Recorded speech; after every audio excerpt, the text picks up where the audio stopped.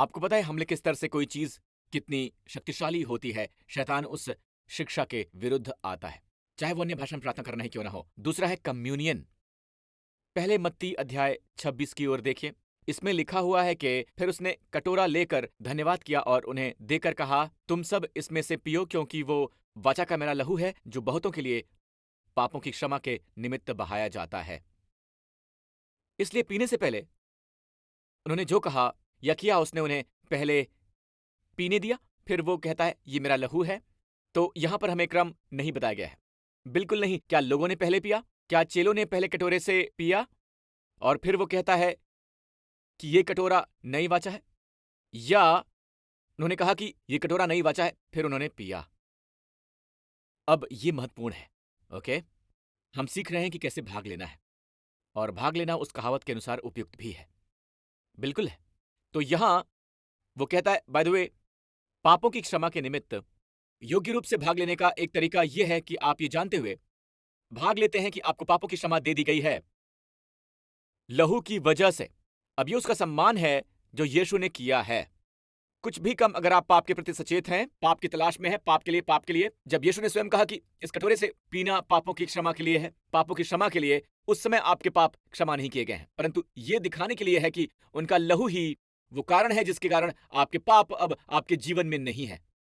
ऐसा नहीं कि आप पाप नहीं कर सकते हैं, और ऐसा भी नहीं कि आप पूरी तरह से निष्पाप हैं। नहीं नहीं नहीं नहीं नहीं, परंतु परमेश्वर आपकी गणना जो पाप क्षमा नहीं किए गए हैं उसके आधार पर नहीं कर रहे हैं। आपके पाप क्षमा कर दिए गए हैं और वो पूरी तरह से क्षमा कर दिए गए हैं। और जब आप प्रभु के भोज में हिस्सा लेते हैं, उसके प्रति सचेत रहिए। जो आप में पाप है उसके प्रति नहीं, आपको उसकी तलाश करनी है। ये अपने आप को योग्य रूप से आंकना है। ओके, तो यहां फिर से वही प्रश्न है जो हम पूछ रहे हैं कि क्या उन्होंने कहा, क्या उन्होंने उन्हें रोटी और कटोरा दिया और उन्होंने खाया? फिर वो कहता है कि ये मेरी देह है और ये नई वाचा का कटोरा है। अब हम उसकी ओर देखते हैं कि क्यों मैं इसे क्यों कह रहा हूं। ये महत्वपूर्ण है, ये क्रम महत्वपूर्ण है। मैं आपको बताऊंगा कि क्यों। एक जगह है जहां ये एक प्रतीक है और एक जगह है जहां ये वास्तविक हो जाता है। इसके लिए पता है, सभी 400 समाचारों में से मत्ती, मरकुस, लूका और यूहन्ना समय के संदर्भ में सबसे कलानुक्रमिक है मरकुस का सुसमाचार। मरकुस, अगर आप मरकुस के सभी क्रमों को पढ़ते हैं और कहानियों को और घटनाओं को एक के बाद एक, तो वो एक दूसरे परिणाम डालते हैं, एक के बाद एक परिणाम। तो चलिए मरकुस पर चलते हैं। मरकुस के पास क्रम है। जरा देखिए, जब वो खा रहे थे तो यीशु ने रोटी ली और आशीष मांगकर तोड़ी और चेलों को देखकर कहा, लो खाओ, ये मेरी देह है। फिर उसने कटोरा लेकर धन्यवाद किया और उन्हें दिया और उन सब ने उससे पिया। और उन्होंने उनसे कहा, जी हां, क्या आपने सुना? उसने कटोरा लिया, जब उसने धन्यवाद दिया तो उसने इसे उन्हें दे दिया और उन सब ने उससे पिया।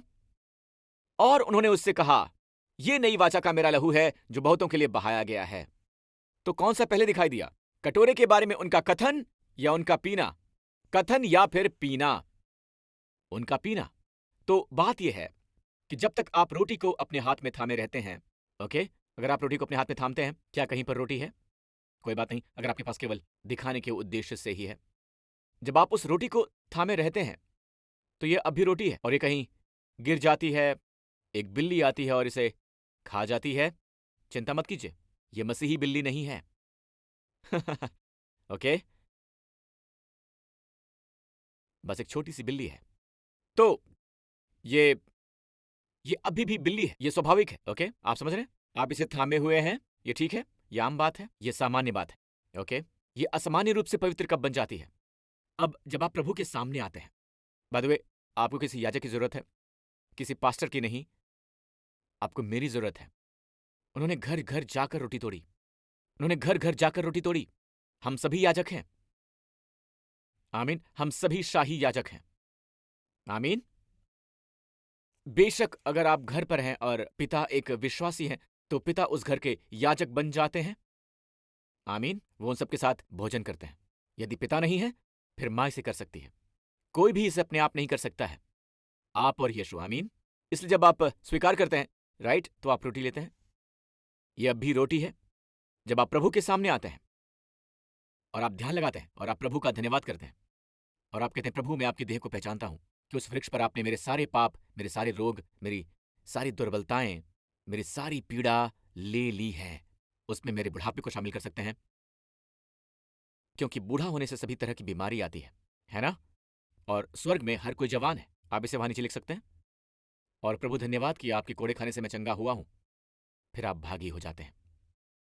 और अब ये देखिए, जब आप भागी होते हैं, वो रोटी कब बनते हैं? प्रभु की देह ये अंदर कब आता है? आपके भाग लेने के बाद। ये प्रभु का शरीर है। प्रभु का शरीर। आप समझ गए इसे? मेरा तो यही मानना है। मेरा मानना है कि यूहन्ना 6 में यीशु की भाषा इसे विशुद्ध रूप से प्रतीकात्मक नहीं बना सकती। बिल्कुल नहीं। क्या आप सुन रहे हैं? ऑलराइट, जब तक कि वो बाहर है, ये अब भी है, ये उनके भाग लेने के बाद हुआ। वो कहते हैं ये कटोरा मेरे लहू में नई वाचा है, तुम इसे पियो। राइट? उनके खा लेने के बाद ये मेरी तोड़ी गई शरीर है। क्या आप समझ गए? हाँ, बस मान लीजिए कि आप प्रार्थना कर रहे हैं, आप यीशु के देह को थामे हुए हैं, फिर आपको कोई बुलाता है और ये गिर जाती है और फिर से आपकी बिल्ली आती है और इसे निगल जाती है। ये कोई समस्या नहीं है। ये केवल पात्र में ही पवित्र बनती है। आमीन। यदि कम्युनियन महत्वपूर्ण नहीं है, तो फिर क्यों प्रेरित पौलुस ने इसे लिखा है? मैं आपको बता दूं, ठीक है? पौलुस वहां पर नहीं था प्रभु भोज में। वो यीशु के साथ भी नहीं चला।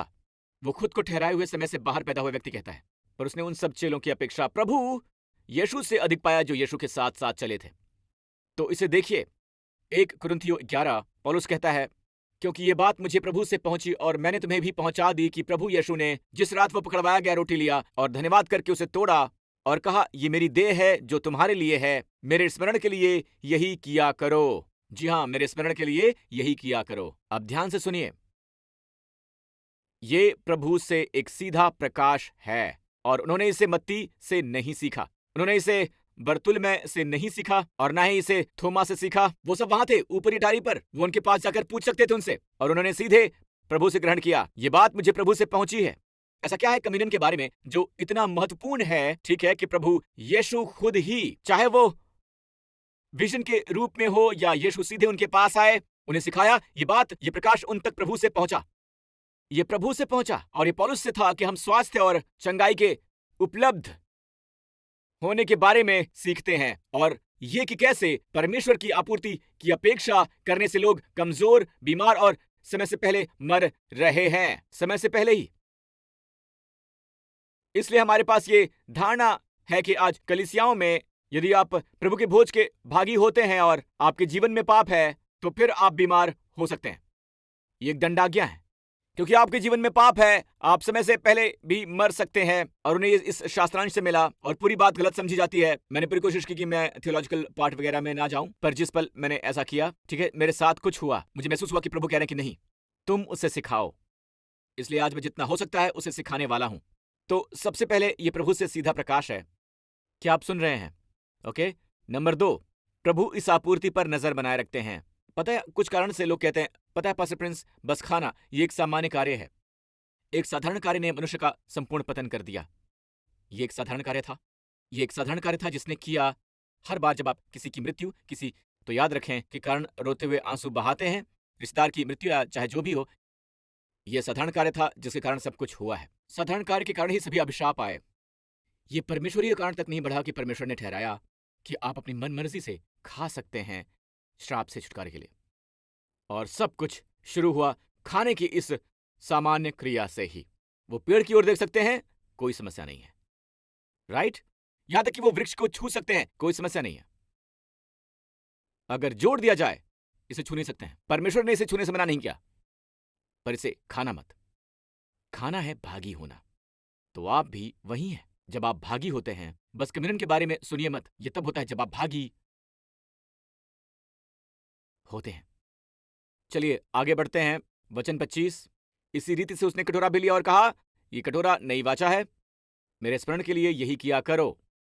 मत भूलो ये सब सीधे प्रभु यीशु द्वारा किया गया है, प्रभु यीशु के द्वारा, क्योंकि जब कभी तुम ये रोटी खाते और इस कटोरे में से पीते हो तो प्रभु की मृत्यु को जब तक वह न आए प्रचार करते हो। इसलिए जो कोई अनुचित रीति से प्रभु की रोटी खाएगा उसके कटोरे से पिएगा वो प्रभु की देह और लहू का अपराधी ठहरेगा। गौर कीजिए, अनुचित रीति पर ध्यान दीजिए। तो हर बार जब मैं पाप के प्रति सचेत होता हूं तो ये अनुचित है, क्योंकि उन्होंने कहा कि कटोरा पापों की क्षमा के लिए है, और आप दिखा रहे हैं जैसे पाप क्षमा नहीं किया गया है।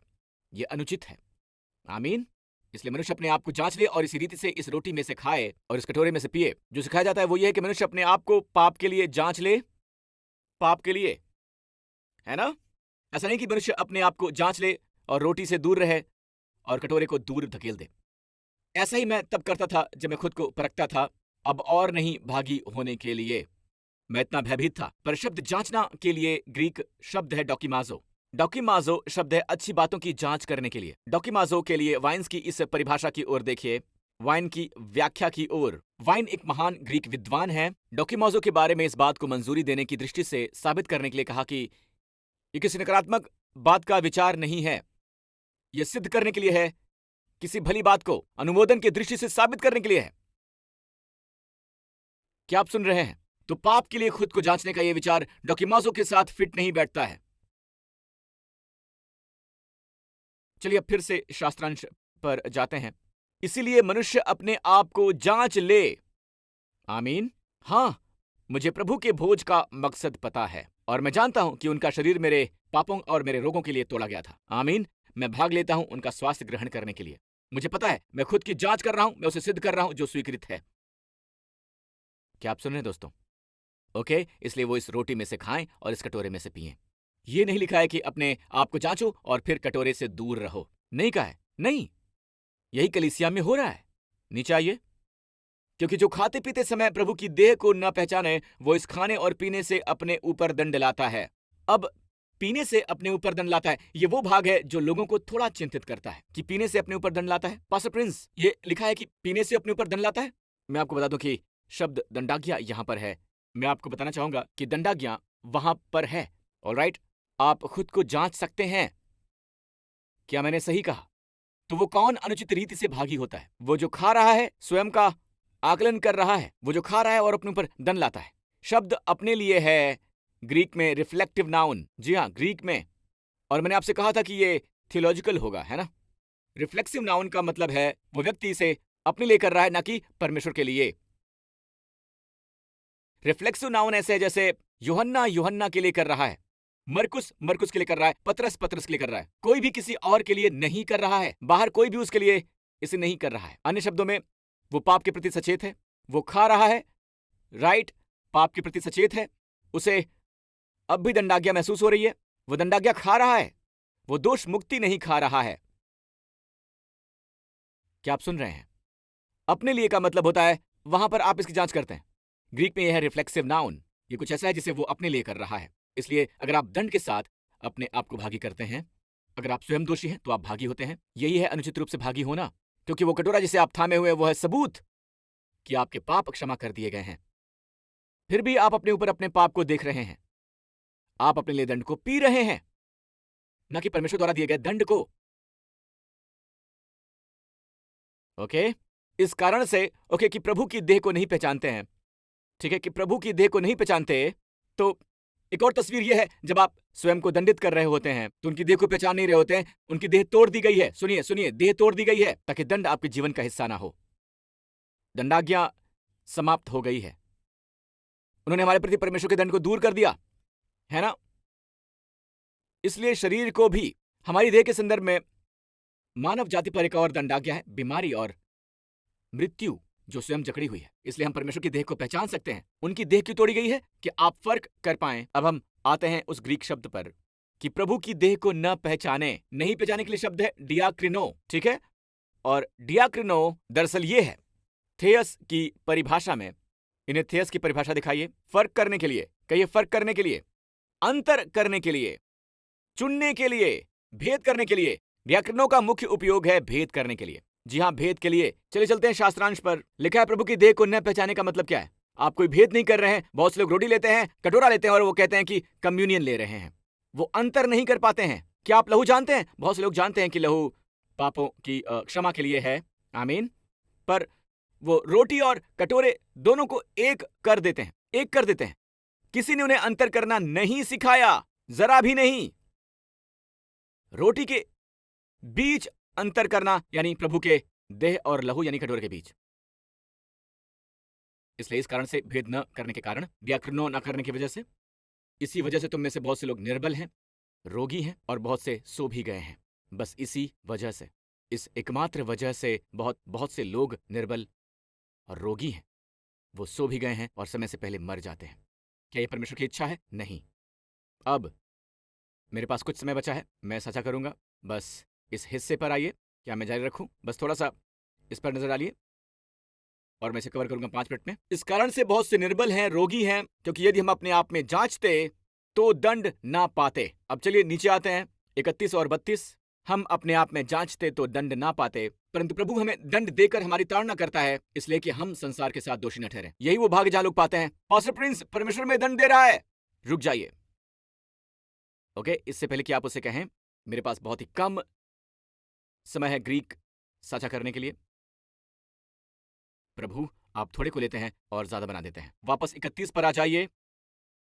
ओके, इस वजह से बहुत से निर्बल हैं। ओके, अपने आप में जांचने के लिए शब्द है क्रीनो, जहां में मिलता है डियाक्रिनो। अब हम अपने आप को जांचते हैं, माफ कीजिएगा, डियाक्रिनो यानी अपने आप को जांचते हैं तो हम दंड नहीं पाते हैं। अब ये देखिए, इसे देखिए पास्टर प्रिंस, ये क्या है? अगर हम अपनी पहचान कर लेते हैं, ठीक है, अन्य शब्दों में हम खुद को अलग कर लेते हैं। हम कैसे करते हैं? पर यहां ये आज कलीसिया जगत में सिखाया जाता है, अपने आप को जांचो, अपने आप को जांचो, अपने आप को जांचो। पर ये शब्द है डियाक्रिनो। हमने अभी पढ़ा है कि डियाक्रिनो का मतलब क्या होता है? भेद करना। आमीन। हम लोग हैं, न कि संसार के लोग हैं। हम प्रभु भोज लेते हैं, हम एक अंतर बनाते हैं। अगर हम एक अंतर बनाते हैं, अगर हम अपने आप को जांच लेते उस मायने में, ठीक है, और बाय द वे आपको पता है जांचने का इस्तेमाल किया जा सकता है कि मैं उसे अच्छा मानता हूं, कुछ अच्छा, मैं आपको विश्वास पात्र मानता हूं, मैं मानता हूं कि आप समर्पित हैं। यह हमेशा बुरा नहीं होता है। और संदर्भ यहां है, बाय द वे मैं आपको दिखाऊंगा। क्या आप क्रीनो जानते हैं? तो हम दंड नहीं पाते हैं। यहां पर परमेश्वर से दंड नहीं मिलेगा। परमेश्वर ने यहां ये नहीं लिखा है। बाय द वे यहां परमेश्वर शामिल है, मैं ये बता दूं, पर शब्द क्रीनो अंतिम श्राप बिल्कुल भी नहीं होता है। उसमें वो भी शामिल है, उसमें वो भी शामिल है। जी हाँ, मैं आपको बता दूं, ये उसमें शामिल है, पर क्रीनो के साथ अर्थ हैं। आपको पता है क्या? मैं जल्दी से आपको दिखाना चाहूंगा। ओके, अलग करने के लिए क्रीनो का मतलब होता है अलग करना। नंबर 2 है चुनो, अनुमोदन करना, सम्मान करना, राय का होना, मान लेना, मैं आपको विश्वास पात्र मानता हूं, सोचना, तरजीह देना, मान लेना, संकल्प निर्धारित करना। अब यह है वो वाला जिसे मैं चाहता हूं कि आप समझ लें। सही और गलत के संबंध में एक राय बनाने के लिए, सही और गलत के संबंध में एक राय बनाने के लिए, ओके, समय की वजह से फैसला सुनाने के लिए, अधीन करने के लिए, अपराधी ठहराने के लिए। इसका मतलब है कि अपराधी ठहरना, अपराधी ठहरने का मतलब है डांटना, ठीक है, सुधारना, सुधारना, मैंने सही कहा? पारिवारिक वातावरण में, मैंने सही कहा ना? आप देखते हैं शब्द क्रीनो इसके अधीन है। हाँ, ये स्ट्रॉन्ग की परिभाषा है। ओके, अब सीधे नीचे आ जाइए। बहुत से लोग हमेशा अंतिम वाले के बारे में सोचते हैं। कानून के पास जाने का मतलब होता है स्वर्ग की अदालत, जहां आपको अंतिम श्राप के साथ जांचा जाता है। अब वो वाला, हम उसके अधीन नहीं हैं। आपको इसे एक ही बार हमेशा के लिए स्थापित करना होगा। उस शब्द क्रीनो से भी साबित करना चाहूंगा कि अब हम क्रीनो नहीं हैं। यूहन्ना 3, जल्दी से, यूहन्ना 3:17 और 18। परमेश्वर ने अपने पुत्र को जगत में इसलिए नहीं भेजा कि जगत पर दंड यानी क्रीनो की आज्ञा दे, बल्कि इसलिए कि जगत उसके द्वारा उद्धार पाए। यहां पर हर विश्वासी को यह सुनना चाहिए, जो विश्वास करता है वो दोषी नहीं ठहरता। अब हम पर क्रीनो बिल्कुल नहीं है। क्रीनो की 7वीं परिभाषा, दंडित। अब हम उसके अधीन नहीं हैं, तो ऐसा नहीं हो सकता कि यहां क्रीनो है और फिर 1 कुरिन्थियों में यहां हम क्रीनो नहीं हैं, पर 1 कुरिन्थियों 11 में हम क्रीनो हैं। क्या परमेश्वर ने यीशु के बारे में अपना विचार बदला? नहीं, हम कभी भी क्रीनो में नहीं हैं। हम यीशु में विश्वास करते हैं। इसे स्थापित कीजिए। और इसमें लिखा है कि जो उस पर विश्वास करता है उस पर क्रीनो यानी दंडाज्ञा नहीं होती है और उस पर दोष भी नहीं होता है, क्योंकि उसने परमेश्वर के इकलौते पुत्र के नाम पर विश्वास किया है। तो सिद्धांत यहां यह कहता है कि हर कोई अपने आप उद्धार पा जाता है। नहीं, वो जो विश्वास नहीं करता है वो दोषी ठहर चुका है। ऐसा नहीं कि आप विश्वास करना बंद कर दें, आप विश्वास न करें कि दोषी ठहरने का समय आ गया है, वो दोषी ठहर चुका है। यीशु आपको दोष से बचाने आए थे। ओके, अब तक आप समझ गए हैं ना? शास्त्रांश पर आइए, हम समाप्त कर रहे हैं। क्या आप सीख रहे हैं? क्या आप समझ रहे हैं? धन्यवाद प्रभु। अगले वचन में लिखा है, परंतु जब आप पर दंड की आज्ञा होती है, और वो क्या है? जब हम पर क्रीनो यानी दंड की आज्ञा होती है तो हमें सुधारा जाता है, हमें ताड़ना दी जाती है, हमें प्रभु द्वारा बालकपन से प्रशिक्षित किया गया है। ताकि हम दुनिया के साथ दोषी ना ठहरें। बिल्कुल सही, वो अंतर ला रहे हैं। क्यों? संसार का दोष क्या है? और यहां दोष के लिए शब्द है काटाक्रीनो। और अब वो क्या है? दुनिया का दोष, कि हमें दुनिया की सजा न भुगतनी पड़े। बाय द वे, सजा देना मेरा नहीं है, ये वाइन से लिया गया है। ये शब्द है काटाक्रीनो। वाइन का कहना है कि सजा सुनाओ। याद है ना, जब परमेश्वर ने सजा सुनाई, जब आदम ने पाप किया, सब मिट्टी में मिल गया। सजा भी मौत थी, जी हां, पर मृत्यु से पहले क्या था? निर्बलता, बीमारी, मृत्यु। तो परमेश्वर कह रहे हैं कि जब हम सीखते हैं कि प्रभु भोज का लाभ कैसे उठाना है, तो परमेश्वर नहीं चाहते हैं कि हम उस दंड को सहें जो कि संसार में है। और ये कि हम हमारा बचपन का प्रशिक्षण इसलिए है कि हमें वो दंड ना भोगना पड़े। वहां एक दंड है। जी हाँ, मैंने कहा वहां एक दंड है। परमेश्वर नहीं चाहते हैं कि हम उसे भोगें। आमीन। क्यों? क्योंकि वो हमसे प्रेम करते हैं, इसलिए वो हमें प्रशिक्षित करते हैं ताकि हम उस सजा को भुगतने वाले ना हो जो पहले से ही दुनिया में है, यानी बीमारी की सजा, समय से पहले मरने की सजा। और सभी लोगों ने कहा, आप लोगों ने क्या कहा? आमीन। आप कहते हैं पास्टर प्रिंस, मुझे यीशु के बारे में बहुत ज्यादा नहीं पता है, पर मैं विश्वास करता हूं कि उन्होंने मेरे पापों को ले लिया, मेरी दंडाज्ञा ले ली, क्योंकि वो आपसे प्रेम करते हैं। और अगर आप इसी समय प्रभु में अपना भरोसा डालना चाहते हैं, तो मेरे साथ इस प्रार्थना को कीजिए। मैं ये करने में बस आपकी मदद करूंगा। बस ये प्रार्थना कीजिए, कहिए, हे स्वर्गीय पिता, मेरा मानना है कि उस क्रूस पर यीशु मेरे पापों के खातिर मरे और उन्होंने मेरी दंडाज्ञा हमेशा के लिए अपने ऊपर ले ली। हमेशा के लिए वो दफनाए गए और तीसरे दिन आपने उन्हें मुर्दों में से जिला दिया और मैं उनमें जीवित हो गया। और इसी तरह से आप मुझे देखते हैं मसीह में हमेशा के लिए मृत और जीवित हो उठा। यीशु मसीह मेरे प्रभु हैं। यीशु के नाम पर आमीन। प्रभु की स्तुति हो। चलिए अपने पांव पर खड़े हो जाइए। बाय द वे, मैं बस आपको बता दूं कि पिछले सप्ताह की आखिरी सर्विस में मैंने जस्टिन को बाहर निकाला। वो मजबूत है, स्वस्थ है, आमीन, और बढ़िया है। All right. जिस लड़के के सिर में 2 जगह फ्रैक्चर हो गया हो, उसके लिए किसी भी तरह के मूवमेंट के लिए कोई रोक नहीं है, बिल्कुल भी नहीं। केवल 3 सप्ताह पहले ये बुरा हो सकता था, पर परमेश्वर वहां थे। मैंने स्वयं देखा, वेंडी ने वहां देखा, जस्टिन ने स्वयं देखा कि कैसे प्रभु का भोज लेने से बेहतर और बेहतर होता गया है वो। मैं इस बात का वर्णन आपसे नहीं कर सकता हूं। मैं दिन में 3 बार वो लेने वाला हूं। आमीन। दवा के साथ हम उसे लेते हैं। और by the way, pain killers के अलावा कोई और दवाई बिल्कुल नहीं, बस यही। और आज वो चंगा है। आमीन। प्रभु की स्तुति हो। तो इस पूरे स्थान पर अपने हाथ उठाइए। हे स्वर्गीय पिता, मैं हर एक को आपका धन्यवाद करता हूं और यीशु के नाम पर आपसे मांगता हूं कि जब वो वापस आए वहां से जहां से वो आए हैं, तो पिता इस आने वाले सप्ताह वो एक ऐसे सप्ताह में कदम रखें जो आपके द्वारा पहले से ही आशीषित हैं और आपके द्वारा तैयार किया गया है। पिता, आप अपने स्वर्गदूतों को उनके और उनके परिवारों के चारों ओर तैनात कर दें ताकि वो उन्हें बुराई और हानि से बचा के रखें। मैं प्रार्थना करता हूं पिता कि आप उन्हें उन स्थानों से दूर दूर, बहुत दूर रखें प्रभु, जिनसे अनिष्ट घटित होगा। पिता, वो हमेशा सही स्थान पर सही समय पर हों। उन्हें आपकी अच्छाई और आपके सेंतमेंत के अनुग्रह का आनंद लेने दें पिता, जहां कहीं भी वो जाएं। प्रभु की उपस्थिति और वो स्वर्गिक जीवन बिल्कुल स्पष्ट हो प्रभु। पिता, जहां कहीं भी वो जाएं, बस उनसे बाहर निकल आएं। पिता, वो जिस किसी से मिलें, वो महसूस करें कि ये व्यक्ति लौकिक नहीं है। इस पर स्वर्गिक स्पर्श है, एक स्वर्गिक स्पर्श हर एक पर। इसे अनुभव बनने दें। और मैं प्रार्थना करता हूं पिता, आप यहाँ अपने लोगों के दिलों में एक इवेंजलिस्टिक आत्मा डाल दें प्रभु, कि वो बाहर जाएं तो यीशु और उनके प्रेम की खुशखबरी को साझा करते रहें, यीशु के नाम पर। और सभी लोगों ने कहा आमीन। परमेश्वर आशीष दें। हम आपसे फिर मिलेंगे।